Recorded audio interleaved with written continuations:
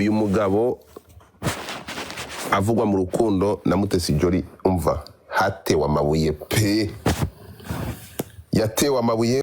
Ntabwo ikibazo ari kujya muri relationship, ni ukuvuga ngo nta minsi ishize Mutesi Jolly yahinduwe indaya no kugeza kuri iyi nzu yubatse ngo yari yubakwera Rugumi. Ibisongo n'ibisasu n'umwanda byose mwarundaga kuri Mutesi Jolly. Slim Jesus. Hari amakuru atarajya hanze.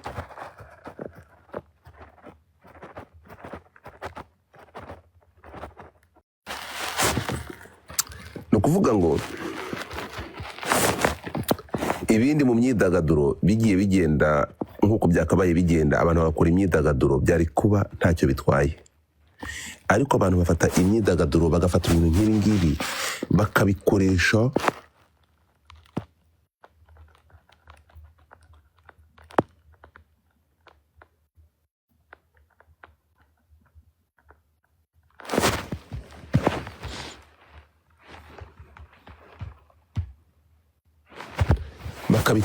mu bundi buryo. Reka mbabwire ikintu kimwe, nujya ku Gihe ugasoma iyi nkuru, tuve ku Gihe, nujya kumva n'imvano y'iyi nkuru,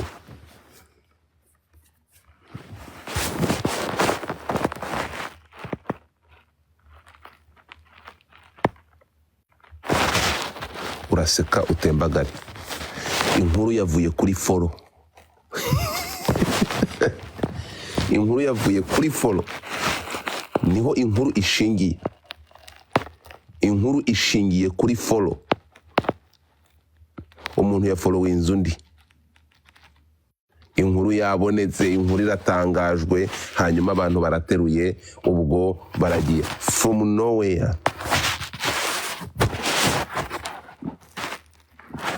Nitwe community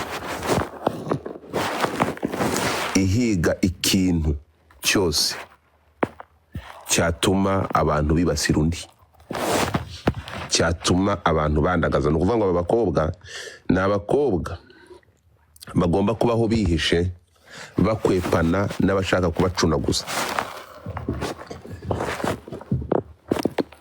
Niko bimeze. Ibintu ni bibiri. Ni ukuvuga ngo tubayeho mu isi abantu birinda, abana b'abakobwa bagenda bihishe. Muribuka Rugumi yitwa umusaza? Muribuka Rugumi yitwa umusaza bacunaguza Mutesi Jolly? Mutesi Jolly utarigeze we mu kanwa ke cyangwa no mu bikorwa yemera ko akundana na Rugumi. Murabyibuka? Muribuka Mutesi Jolly abantu bamwihaye bamwita indaya ngo akundana n'uyu mugabo, agatukwa akandagazwa. Murabyibuka cyangwa murabyirengagije? Nujya kureba ku nkuru yo ku Gihe hano,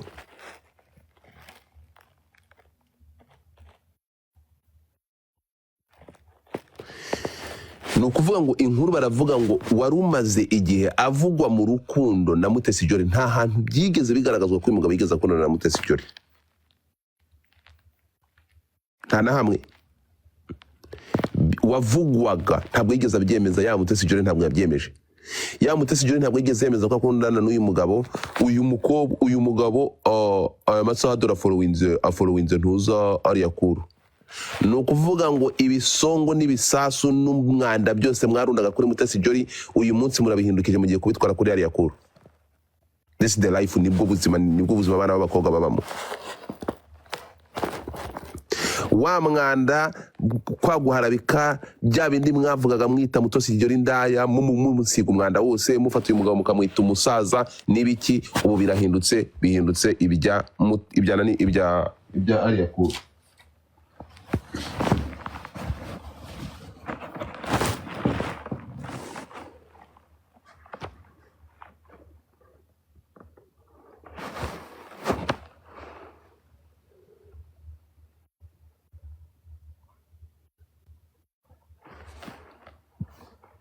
So gukora imyidagaduro ntacyo bitwaye.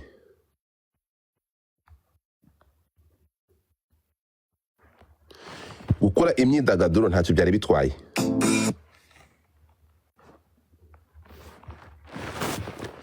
No gukora inkuru nk'izi ngizi cyangwa kubakoraho comment ntacyo byari bitwaye. Ariko icyo nibaza ni kimwe n'iki ngiki.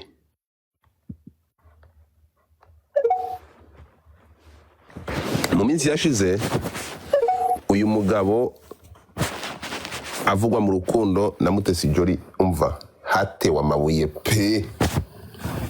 Yatewe amabuye, uyu mukobwa bamugira indaya, umukobwa baramutuka, ntacyo amatisa amazina atabaho. Ariko nuza kwitegereza nta hantu na hamwe higeze hagaragara ifoto uyu mugabo ari mu rukundo na Mutesi Jolly cyangwa bari kumwe. Nta hantu na hamwe kugeza naho bafataga amakwe ya Mutesi Jolly yasuye yagiye mu bukwe bw'abandi bantu. Ejo bundi mu minsi yashize bati yaje gufata irembo agiye kurongora Mutesi Jolly. Ubu turi kuvugana amabuye yose n'ibintu byose byabaye kuri Alia Cool. Baramufashe kubera follow yo kuri Instagram, just a follow. Nta foto Mutesi nani uyu mwana w'umukobwa ari kumwe na Rugumi, nta foto cyangwa ikindi kintu cyose, reaction yose igaragaza ko abantu bari mu rukundo. Okay, nk'icyamamare nibyo, ntabwo bavuze ku rukundo rwabo, ntibavuze ko bari muri relationship. Bahise bafata binjiye muri vie privé direct, banjamye umuntu. Ni ukuvuga ngo follow ibaye intandaro yo kwinjira mu buzima bw'umuntu no gushaka kumuharabika no kumwandagaza no kumwataka. Ntabwo ikibazo ari kujya muri relationship. Ni ukuvuga ngo nta minsi ishize, niba mubyibuka saga zabaye hano, uyu mugabo bwa mbere na mbere aforinga Mutesi Jolly. Mutesi Jolly yahinduwe indaya no kugeza kuri inzu yubatse ngo yari yubakiwe na Rugumi. So nabo barashiftinze rero. Ya mijugujugu yose bwa buraya bashinjaga Mutesi Jolly, bya bintu byose bashinjaga Mutesi Jolly ejo bundi, wa musaza utaragendaga, bya bintu byose mugenda muri article n'ibintu byanditswe n'ama YouTube yose yakozwe bavuga kuri Mutesi Jolly na Rugumi, uyu munsi babishiftinze. Ubu ngubu ugezweho ni Alia Cool. Ubu bagiye kwerekeza imitutu kuri Alia Cool. We don't speak, ntabwo bavuga kuri relationship ngo bavuge wenda bahita bagenda, urajya gushaka inkuru ziri gukorwa, inkuru ziri buza kwandikwa, ni zigenda zigafata umuntu zikabanza zikamuharabika, zikamanza zikica image ye muri society kubera follow umuntu ya follow inzundi.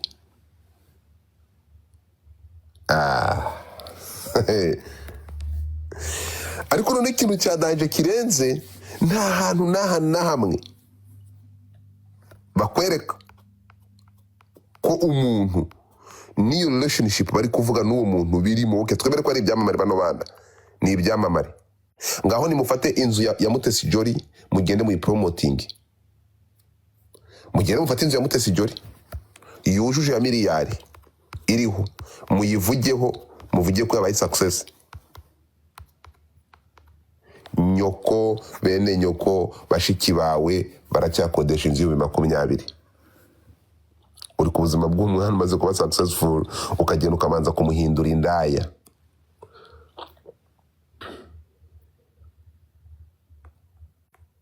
Ukabanza kumuhindura indaya.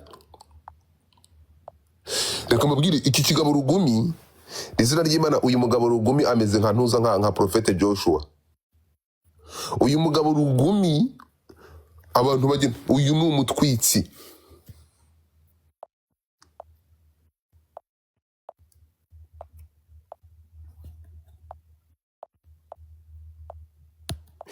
Uyu mugabo Rugumi neza ni nka Prophet Joshua, ndamwita gute se?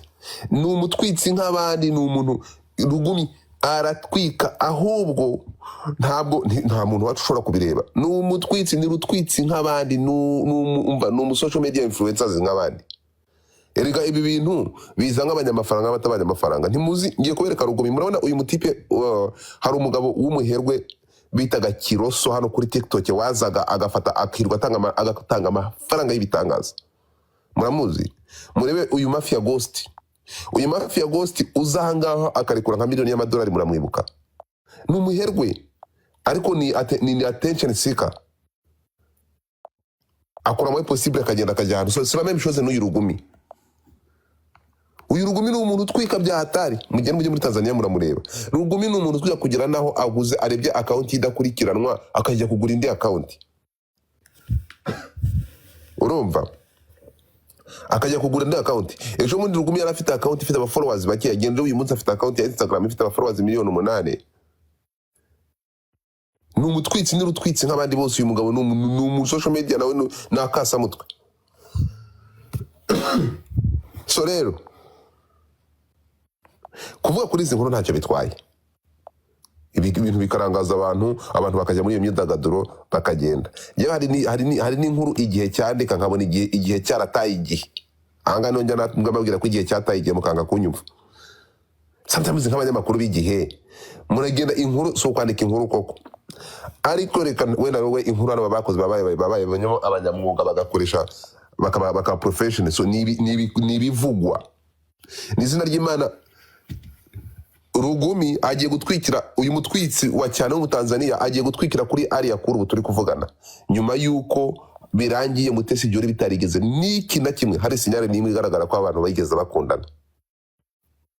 Nta hantu twigeze tubona Mutesi Jolly posting ifoto y'uyu mugabo, nta hantu twigeze tubona Mutesi Jolly atangaza ko ari muri rukundo na Saidi. Munyereke ifoto Mutesi Jolly ari kumwe na Saidi, nta hantu uzigera uyibona.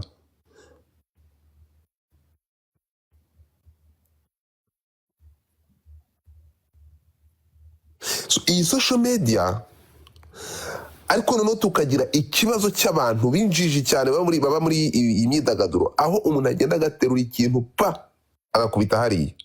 Uko Mutesi Jolly yari mwamufashe mukamushyira mu rukundo ku gahato, n'uyu muntu utarigeze abyemera cyangwa agaragaze ko ari mu rukundo nawe.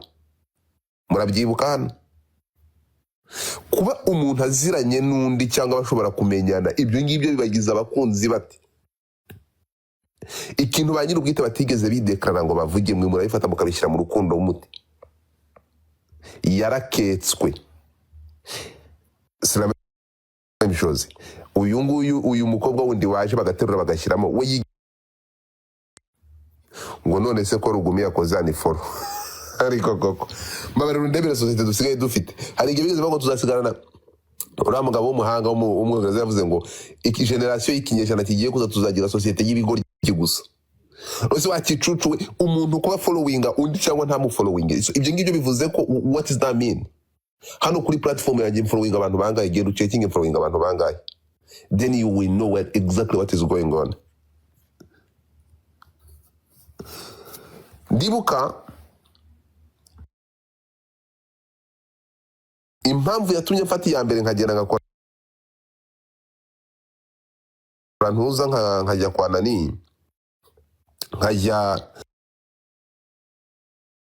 niba mubyibuka saga yabayeho ya I think umwaka washize cyangwa imyaka 2 ishize, iyi story ya Rugumi izana Mutesi Jolly, abantu baragiye bibasira, murabyibuka. So uyu munsi they are shifting, ubu turi kuvugana bijya bitutsi byose bwa buraya bashinje Mutesi Jolly, nta kintu cyabayeho kubera Rugumi ya postinze Mutesi Jolly akaba akagenda akamulayikinga. Umutwitsi uyu munsi ugiye mwavuga ko ari muri relationship mugashyiramo comment izindi, ariko ntimufata abakobwa banyu. Muzagende murebe abatanzania bari gukora article, bari gukora inkuru kuri uyu mustare wabo cyangwa kuri uyu mutwitsi wabo Rugumi.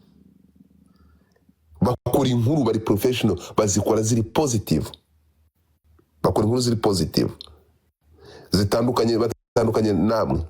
Mwebwe mugiye gukora inkuru kuri aba bantu banyu, igihe reka mabwiza ukuri, yego tubyita imyidagaduro, ariko akabisa muri abashomere bo kwandika. So the thing is,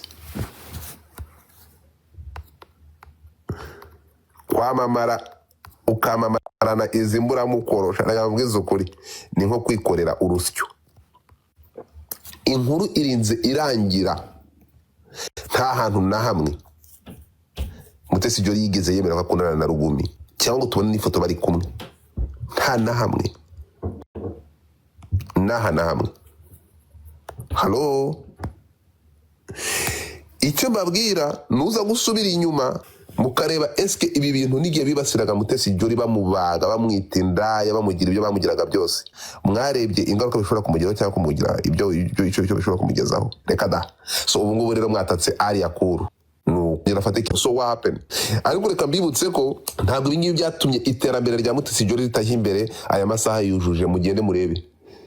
So ikintu gisobanuye iki rero ari mpavugira nicyo mbwira abana bakobwa, ibyo babavugaho kuri social media, anything they can say, ibyo bavuga byose n'abantu mukoresha social media gitandukanye n'ubuzima bwa buri munsi. Ntabwo chantier ya Mutesi Jolly yigeze ihagarara kubera mwamwisenda yamuvuga ko akundana n'umusaza. Turi kumwe? Kuba mwaravuze ko akundana n'umusaza mukamutuka mukamugira indaya mu byose, ntabwo ibi ngibi byatumye abafundi batajya kuri chantier ngo bubake inzu iruzuye ngiriya ari kuyitaha, mwebwe muri gushiftinga.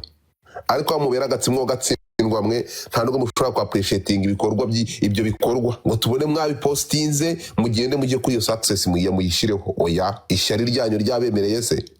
Ubu turi kuvugana, reka ngiye kubereka ibintu mbere cy'ukuntu ibintu ari byadange. Hano dufite inkuru idafite fact, idafite n'ikishingiyeho. Inkuru ishingiye kuri follow igiye kugira imbaraga kurusha ku nzu ipima miliyoni y'amadolari. Byose bisohokeye rimwe. Hasohotse success ya Mutesi Jolly y'inzu ifite agaciro, kabavuga ko ifite agaciro ka miliyoni y'amadolari cyangwa miliyari. Hasohotse n'inkuru ya Rugumi wa followinze Alia Cool. Ni izina ry'Imana, reka babwize ukuri. Inkuru kugira ngo mbereke ko muri societe irwaye, mbereke ko mumaze kuremba, inkuru ya Alia Cool ya followings igiye guhabwa agaciro kurusha agaciro ka miliyari bro. Follow ya Rugumi kuri Alia Cool igiye guhabwa agaciro n'uburemere kurusha inzu ya Mutesi Jolly ifite agaciro ka miliyoni y'amadolari. Si the society tubamo uyu munsi. Impamvu turi indembe, turarembye. Sinzi tukubyumvikana. Hano hanze hari collection video nziza n'amafoto nziza successful y'inzu ya Mutesi Jolly yuzuye, bivuga ko ifite agaciro ka miliyoni y'amadolari. Iyi ngiyi nta muntu icyo nzicyo, ntabwo bari buze kuyiha agaciro, ntabwo bari buze kuyivugaho. Barayivugaho iki? Ku mitima yabo iri kuva amaraso, ko bafite ishyari, mufite injari. Ariko reka mbibutse, ni ukuvuga ngo follow ya Rugumi, just follow yo kuri Instagram, follow ihawe agaciro igiye guhabwa n'uburemere kurusha successful y'inzu ya miliyoni y'amadolari yujujwe n'umwana w'umukobwa Mutesi Jolly. Nimujya kwitegereza igihe mwanjemaga Mutesi Jolly mumwita indaya, mumushinja uyu mugabo Mutesi Jolly utarigeze agaragaza cyangwa yemera n'ahantu namwe ko akundana n'uyu mugabo, mwaravuze muramwanjama mumwita indaya, musubira hashizehe murabyibuka, kugeza ibyabaye byo murabizi, ntabwo nshaka kubisubiramo. Ibyo ngibyo byo ndababwiza ukuri ko ahanga nta kintu muza kuvuga. So mwahindukiye. Ubu ngubu umuntu ugezweho ni follow. Ndashaka kubereka definition ya societe tubamo. Ubu turi kuvugana berekeje amaso kuri Alia Cool. Iby'inzu ya Mutesi Jolly kuba yuzuye, ibyo ntabwo murebe kuri success y'umuntu. Mwaramwitaga indaya, mwaramwitaga umuntu utagira icyo akora. Wowe ugiri icyo ukora utaragura n'ikibanza mu Bugesera.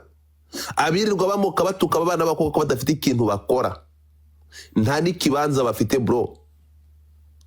Ujya gusanga umuhigiti nyamunsi utagira n'ikibanza ahantu, udafite n'ubushobozi bwo kwikodeshereza umwaka, udashobora utarya ngo yihaze mu mirire, utarya indyo yuzuye, akinjira ku muntu ufite urimo kubaka inzu ya miliyoni, akamugiraho ijambo. That is the social media. Iyo niyo social media bro. Akamugiraho ijambo, akagenda akamwifatira ku ganga, akamutuka. Turi kumwe? Ariko ikintu nkundira social media,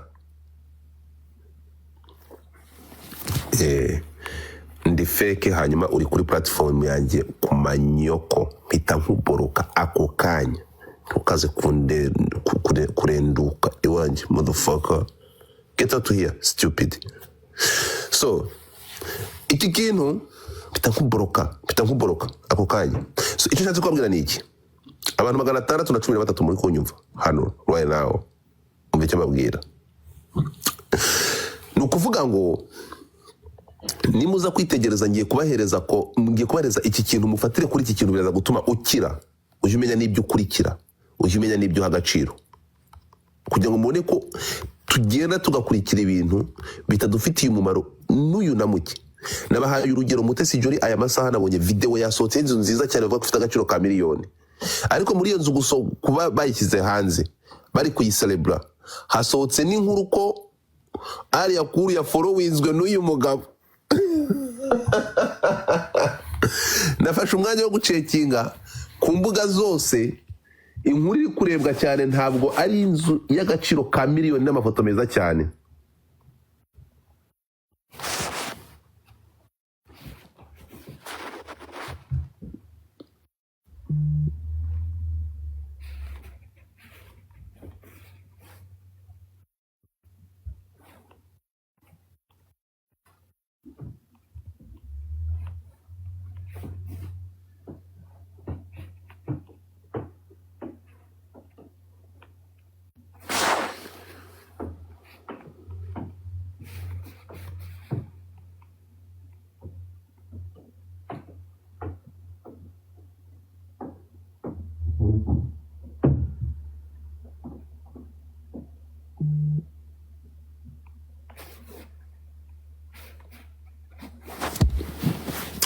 Turi kumwe? So nukuvuga ngo nimuza kwitegereza kuri iyi nkuru rero, ibi ni ibintu aho social media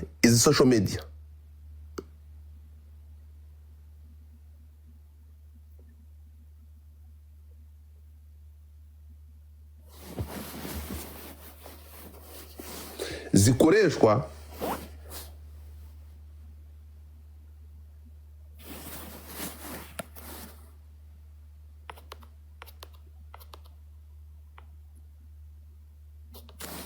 mu gusenya kurusha kubaka.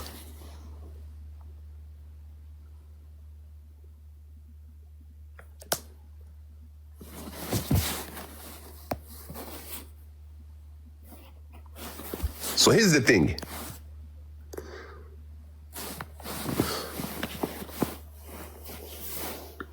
Twisanze gute aho ushobora kugendera kuko umuntu ya followinzwe undi, ibyo ngibyo ukabigenderaho wibasira, ukagera no mu bana b'umuntu, ukagenda ukajya muri vie prive y'umuntu, ukajya no mu muryango we.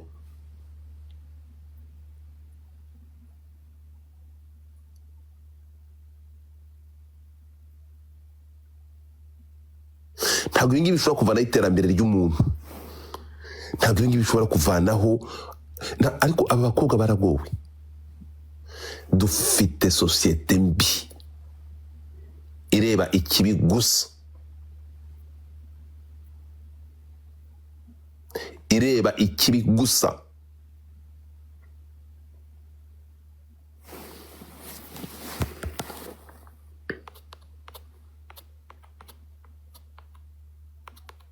Ibi biraguhereza image y'abantu tubana nabo.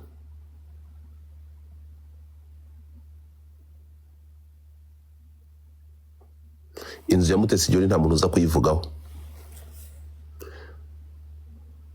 ariko mwavuze ko yari mwafashe uyu mugabo, muramwibuka, uyu ni Rutwitsi, uyu ni umugabo uvuye from nowhere, we araza gutya gusa barashaka attention, sika yasanze abanyarwanda mwasama, asanga muhuruzwa n'ubusa, asanga mukunda ibiryohereye bidafite gutekereza. Erega yabonye ukuntu mwakiriye ntuza, yabonye ukuntu yatwitse kuri Mutesi Jolly, mugahurura mukasama, so kuvuga mukamugira muratwika, murashwanyagurika. Uyu munsi none dore aragarutse, asanze agatwikwa katagikora. Iki ngiki kimeze, iki kigabo ni umutwitsi, ni umuntu ugura followers kuri Instagram bro. Umugabo ufite none umuntu afite amafaranga, umuntu uyu ni Rutwitsi ugenda ibintu yakoze, ni mugende mujye kureba. Ariko kuko yamaze n'izina ry'Imana nava kuri Alia Cool, nabona bitagitwika. nibibona bitagitwika azahita afata undi azashaka umukobwa uri aho ngaho wundi nawe ahita afata nawe umuriro awucane. So iki kigabo abantu bakazana bakagendera kuri icyo kintu, umuntu so kumufata bakagenda bagafata abana b'abakobwa bakanjama. Yewe impamvu y'iyi nkuru nsubije amaso inyuma, nibuka ukuntu Mutesi Jolly yatutswe akibasirwa kubera uyu mugabo. Kubera umugabo yari postinze gusa. Mutesi Jolly yakunze umugabo n'umugabo ucuruza intwaro, murabyibuka?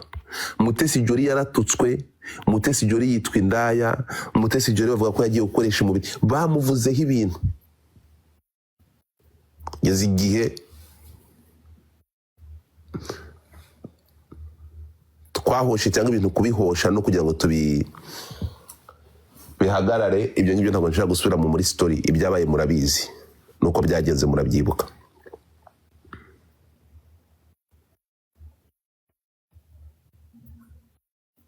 Urumva?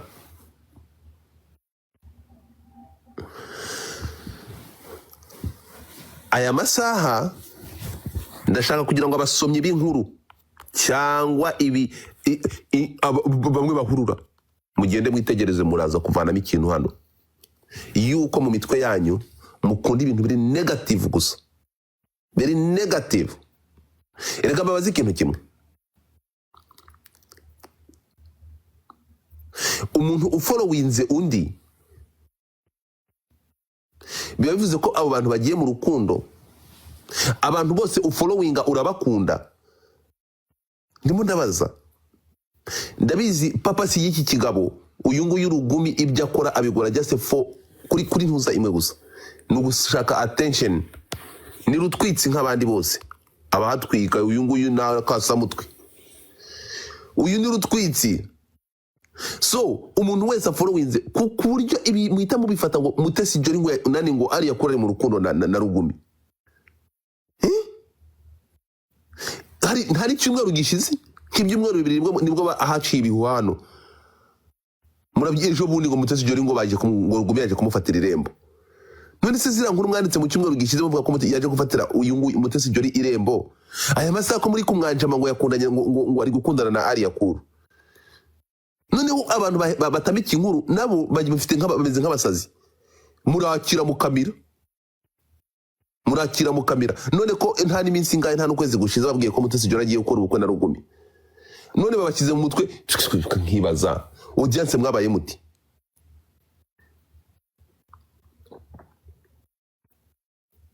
Ibyo ngibyo nta kibazo bitwaye, utwo dutwiko nta kibazo bitwaye, nta nicyo byari bitwaye.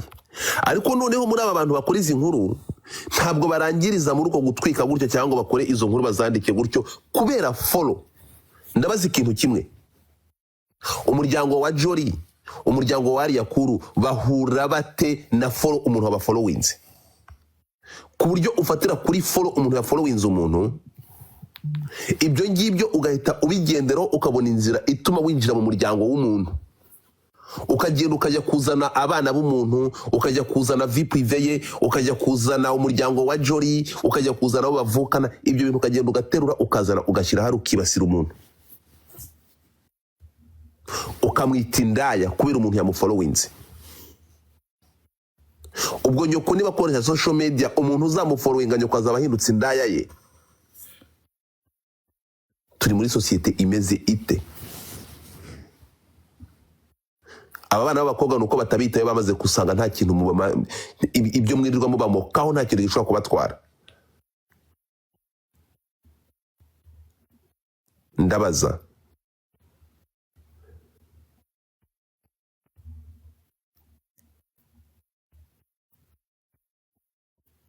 ko ari uko ibyo byose bikorwa nta kintu bishobora kubatwara.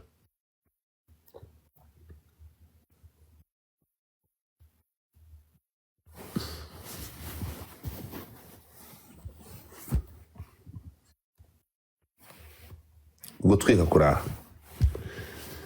Mutesi Jolly ntabwo ngo bakiri indaya. Mutesi Jolly ntabwo mwamuvugaho gute umuntu yujuje inzu ya miliyoni y'amadolari? Mwamuvugaho iki? Muri guhekenya amenyo. Inkuru nziza mwamuvugaho nuko iriya nzu yashya. Siko bimeze? ubu inkuru mwamuvuga nuko iranzu yashya. Nababwiye ngo murebe inzu Mutesi Jolly yujuje, nimumara kuyireba, nimumara kubireba, muraza kureba definition y'ibyo ndi kubabwira, murebe inkuru igiye guhabwa agaciro. Ni inkuru yuko Rugumi yafollowinze Alia Cool kurusha inkuru yuko Mutesi Jolly yujuje inzu ya miliyoni. I'm telling you, ejo uyu mukobwa uyu Alia Cool nawe niyuzuza inzu cyangwa akora ibindi birenze ibikorwa bizima bikajya hariya, hakaba hari undi mukobwa nawe bafollowinze, ariko iyo follow ishobora kubahereza inzira yuko mwamuharabika, agaciro kazahabwa uwo mukobwa bafollowinze ugomba guharabikwa. So umuntu aragufollowinze, ibyo bibaye intandaro yo kumuharabika.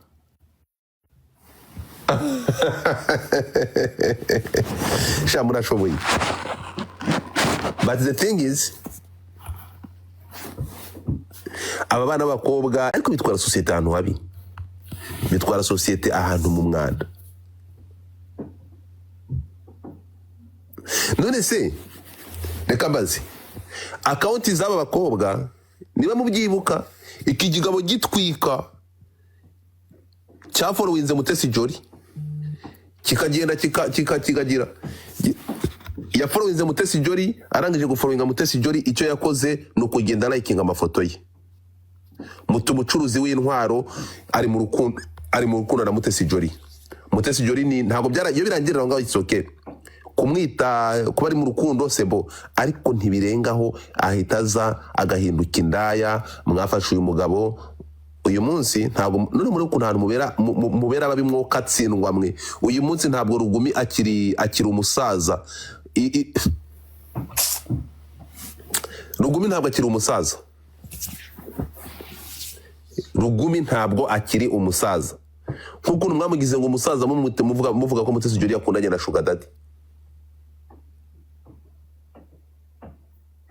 Ariko ibi byose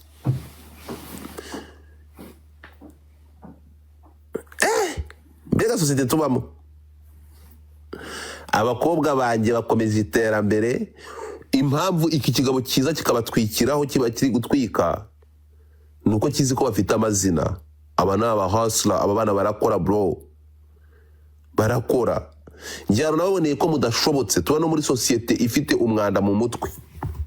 N'umunsi Mutesi Jolly ajya muri UK agakora speech nziza cyane, abantu byose bakabikwepa bakajya mu nkuru zifite umwana. Mutesi Jolly ndagira umuntu umereza credit kuri icyo kintu. Naravuze dufite societe irwaye mu mutwe, dufite societe ifite umwanda mu mutwe. Narumiwe.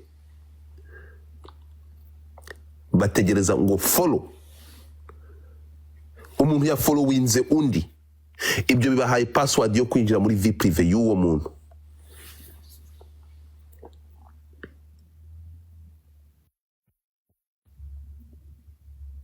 Yabahaye vie prive yo kwinjira muri yabahaye uburenganzira follow kubera umuntu ya followinze undi. Ibyo ngibyo bitumye mwinjira, bibahaye uburenganzira bwo kwinjira mu buzima bw'undi, muramutondagiye, murinjiye, mugeze naho mugera mu muryango w'uwo muntu.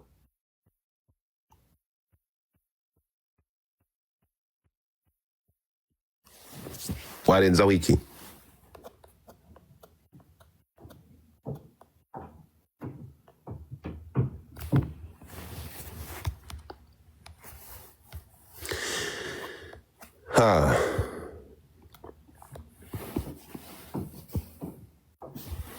Mugende murebe ibi bintu ntekereza ko okay, simbizi icyo bagenderaho, ariko Sharibi ifite akazi kabisa.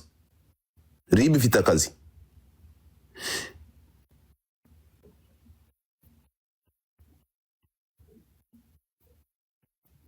Ribi ifite akazi.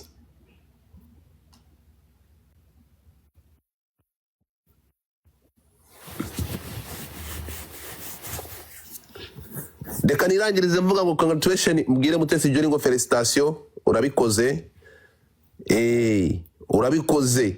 You hit jackpot. Hanyuma namwe muzagende mubwire bashiki banyu bagende bagiye kuba indaya nka Mutesi Jolly nkuko mubimusiga, hanyuma bubaka amazu nkari ya muve mu tururi banyoko barimo. bavuze no muzagende mube successful muzagende mufate bashiki banyu cyangwa banyuko baje kuba indaya nkawe bave mu bukode bishurire barumuna banyamazu stupid people.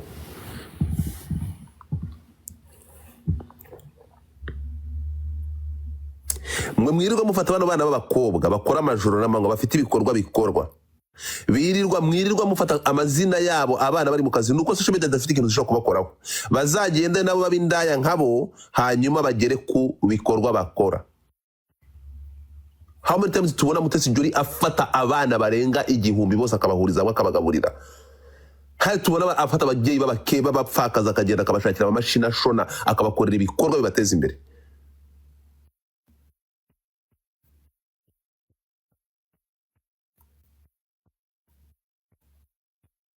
Reka mabwire ngaho muraje mufasha Mutesi Jolly ngo inzu ngo yubakiwe na Rugumi.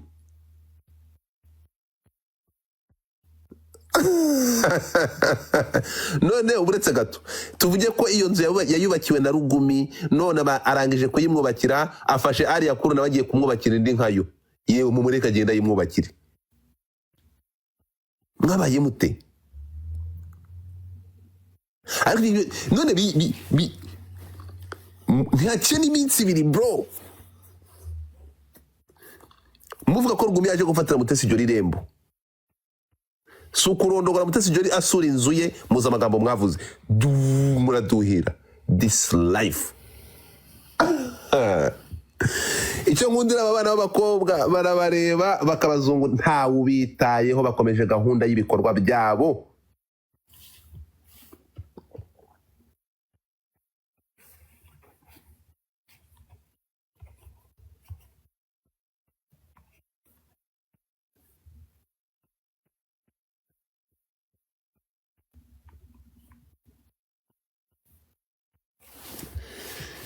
Umva, here's the thing.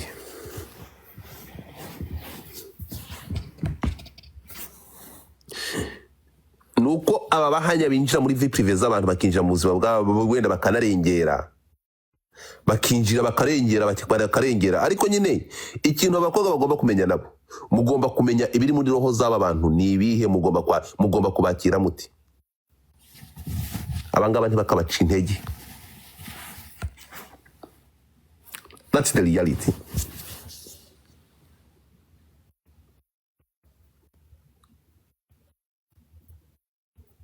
Basambanye. Ko bashiki banyu basambana n'abamotari bakabyarana nabo. Sinirirwa mbakorera ubuvugizi hano.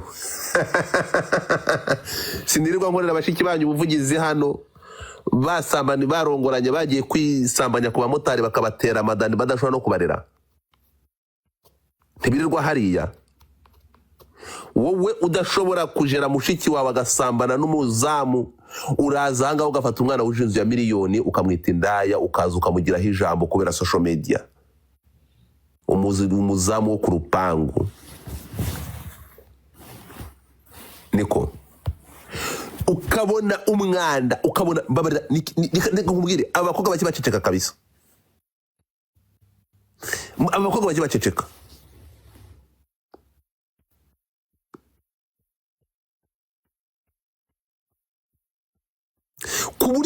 Kuburyo sinzi ariko ribu ireba nibi bintu na ribu ibirebe ribu ireba bino bintu kabisa. Ukabona umuntu murebe nka kira iki kicucu gicuruza miti mu byanga bita kazungu. Iki kita kazungu kabose undebera umwanda nkuriya vrema. Undebere imayibobo nkiriya ikaze gafata umuntu nka Mutesi Jolly Jesus. Ikaze kagenda kajya kwinjira muri vie privé mu rukika siwe bana we. Hari genge n'ibintu bikandenga mu mutwe wanjye nkananirwa kubikwizamo. Bro, hari gihe unareba n'umuntu ukavuga ati social media kabisa. Niyo mpamvu mujye mufatira urugero. Niba umuntu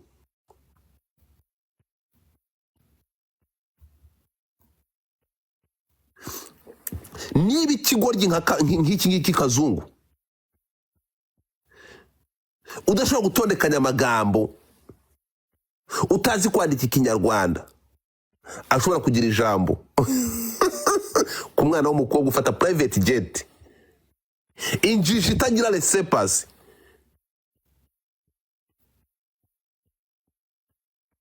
ikaza ikamugiraho ijambo, hanyuma abantu bose bagakurikira fwa. Sometimes bijya bifata n'umwanya murebi, ugasanga uwo muntu arakurikirwa n'abantu bakandagiye mu ishuri bize, niba ari gukurikira umucuruzi wa mitiyu ufata abana b'abanyarwanda akaza akabaharabika, akabibasira, akabagira indaya.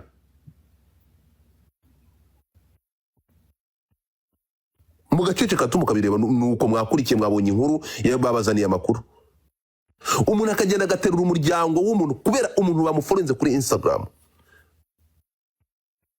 Mayibo bikagenda gaterura amafoto y'umuryango gikaza gatereka hariya, namwe mugakurikira. So people, let's celebrate. Mureke celebrating inzu ya Mutesi Jolly, murekane n'aba basenya mitima.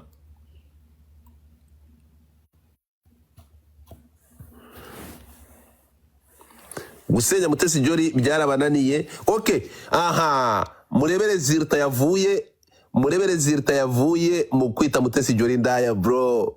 Murebere zirta yavuye muri bwa buraya mwamushinje mwabushita mwe. Mwabibonye? Nyoko nabo mu muryango wanyu nihagira ubakiriya nzu, muzareke tumwite indaya, bazaba turi proud yabo. Urumva? So mureke ibi bintu muri showbiz. Ya mwana koraga nk'inkuru, imurebe igihe inkuru yanditse ngo waketswe kuba mu rukundo, barabikeka, niko inkuru zikora. Ariko abangaba bazana kubwira ngo n'inshuro ya Musambani barongoranye, azana mubwira n'inshuro ngo yarongoye yambaye kapote n'igihe tara yambaye, namwe mukagenda mukasama mukakira inkuru ngo mwabonye inkuru mwakira.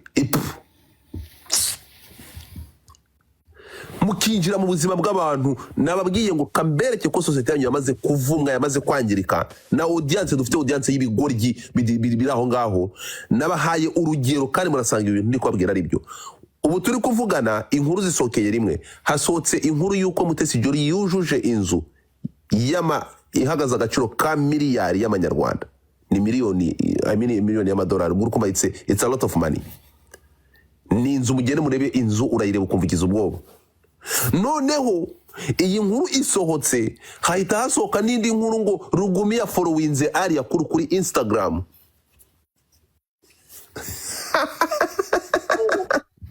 Rugumi ya followinze Aria kuri Instagram. Funga mic yawe Nesa, shagira network mbi. So ubu turi kuvugana inkuru ya achievement ya Mutesi Jolly, kuko ntabwo muri iyi nzu muri buze kubona ukuntu muhindanya no guharabika Jolly. Imitima iri kubarya, mwari kumva inkuru mbi ko ari uko yarwaye yagiye mu bitaro. Inkuru ya successful n'ibi bintu n'ibi bikorwa n'iyi nzu reka da, muraruciye murarumize muhekenya amenyo, ariko kwera iki mutajya muyamira ngo yagiye kuva mu nda mupfi ko muvuga inkuru mbi gusa.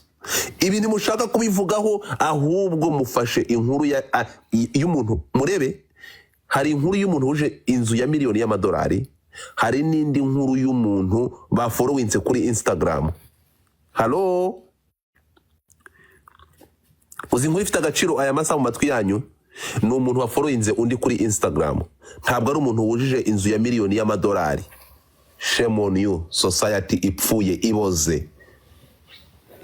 Namwe mukaza aya masaha hagize umuntu ukora ufungura live ivuga kuri achievement ya Mutesi Jolly, agiye kumuvugira, agiye kuva ko ari umukobwa witeje imbere wujuje iyo nzu. Undi agafungura ku nkuru igiye kuvuga kuri follow ya Instagram, Rugumi ya followinze Aria kuru. Ninde wagira audience nini? Niyo nkuru yakumvwa cyane.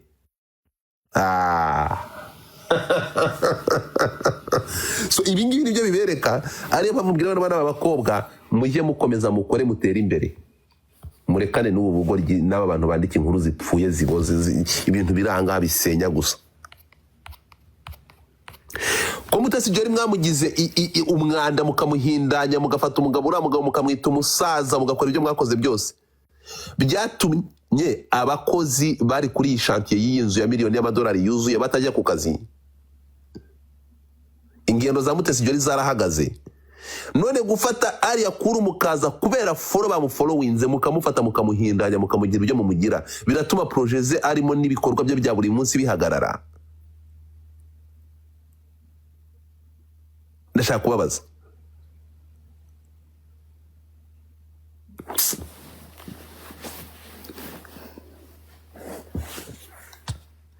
none se ko Rugumi uyu rutwitsi uyu nguyu uhora ngawe uyu mugabo wibera imihanda ushaka gutwika, n'izina ry'Imana arongera gura indi account.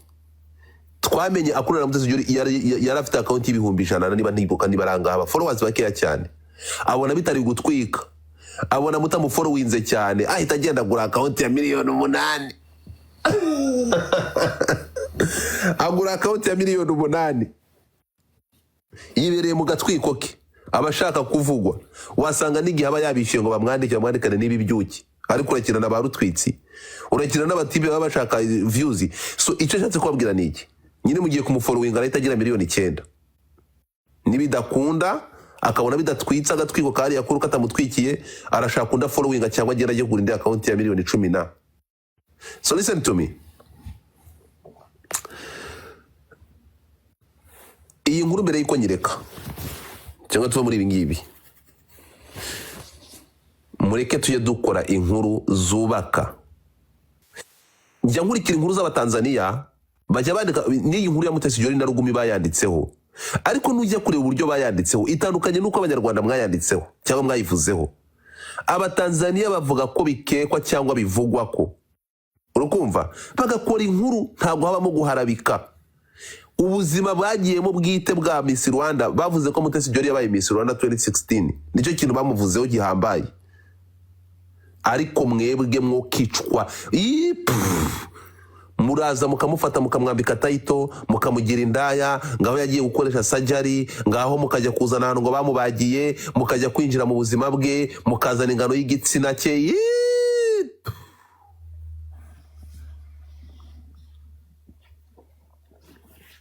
Ubu turi kuvugana ngo uyu yujuje inzu, ngaho ni mwanjame Mutesi nani Alia Cool nawe ejo azakora ibindi birenze ibyo. Ubwo muzahita mwanjama undi muzahita muhindura indaya nawe, muzabagira indaya, ibikorwa byabo bizakomeza. Mufite death mind, muraboze mu mutwe uburyo mutangaza muri mutangaza inkuru zipfuye. Reka nikomereza gahunda zanjye.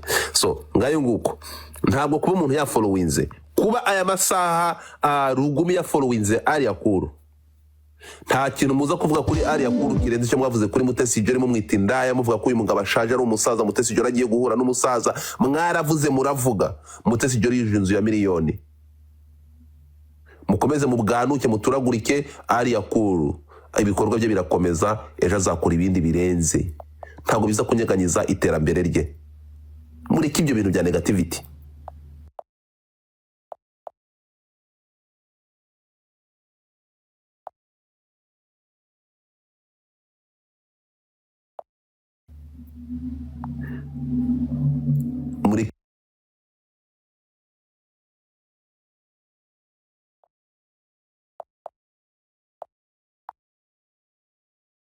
Inkuru zigikora iki ngiki kibonye umuhoro cyatema abantu.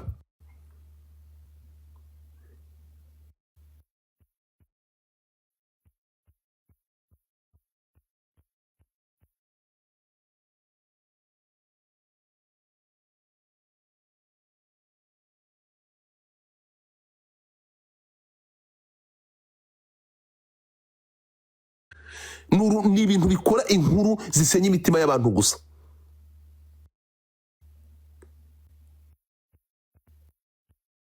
Hari igihe umuntu akora ibintu ukareba ibintu umuntu yanditse ukavuga ati iki kintu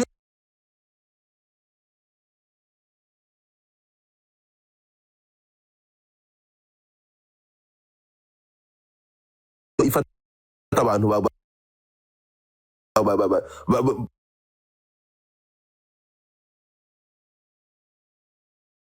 simbizi icyo bagenderaho, but this motherfucker he must stop.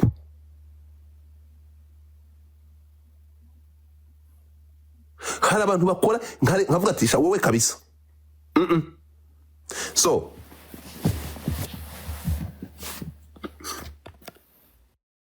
bakore gahunda zabo nk'ibisanzwe. Ntabwo amagambo mwavuze kuri Mutesi Jolly byatumye inzu ye ituzura cyangwa n'ibikorwa bye bindi bidakomeza. Ibyo muri vuge kuri uyu nguyu Serame Mishoze nta kizigera gihagarara. Icyo muzakora muzahikenya amenyo urimo kumva, ariko ndakwibutsa ko muvuga izo nkuru banyoko bari mu buzu bw'ubukode kandi nabwo buva mubiterwa simbyumva simbikurikirana. Genda urebe ahantu uri kuvugira, hanyuma mbibutse abantu muri aha mugiye kureba The Beautiful House y'uyu mukobwa bacunaguje bakamwita buri zina rishoboka ryose. Icyo mutamushinje no kumutera ubuganda bwa sida. Harya byo ntabwo mwabimwisera.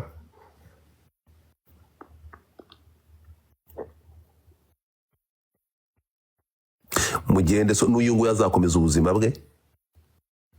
Ariko ikintu mushobora gukora kimwe ni ukwisha inyuma y'amatelefone yanyu mukavuga urwango rwanyu no gushaka guharabika no guhindanya. It's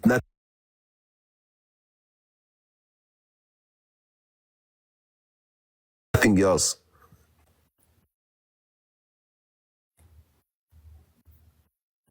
Mubikoreremo ibyaha babafunge. Urukumva? So ngayo nguko kuri Twitter reka maciki, kuri X reka maciki, reka nikomereza kuri TikTok.